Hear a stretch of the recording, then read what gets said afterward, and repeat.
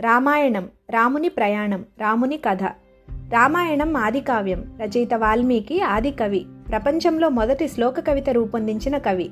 నారద మహర్షి రామకథను చిన్నగా చెప్పారు. దేవతల ప్రేరణతో వాల్మీకి దివ్య దృష్టితో మొత్తం రామాయణాన్ని 24,000 శ్లోకాలు, 7 కాండలు, బాల, అయోధ్య, అరణ్య, కిష్కిండ, సుందర, యుద్ధ మరియు ఉత్తరకాండలుగా రచించారు. వాల్మీకి మహర్షి అసలు పేరు రత్నాకరుడు. ముందు జీవనంలో దారిదోపిడీలు, దొంగతనాలు చేస్తూ జనాలను హింసించేవాడు. నారద మహర్షి ఉపదేశంతో రామనామాన్ని జపించి మహాయోగిగా మారి తపశ్శక్తితో వాల్మీకములో కూర్చొని దివ్య జ్ఞానాన్ని పొందాడు. రామాయణ కావ్యాన్ని రచించాడు. ఇది త్రేతాయుగంలో జరిగిన శ్రీరాముడి కథ. రాముడి జననం నుంచి రాజ్యాభిషేకం వరకు ఉన్న మొత్తం ధర్మయాత్రను చెప్పిన గ్రంథం. రామాయణం ఒక మహాప్రస్థానం, ఒక వ్యక్తి జీవితంలో జరిగిన ధార్మిక ప్రయాణం, ప్రపంచానికి ఆదర్శం.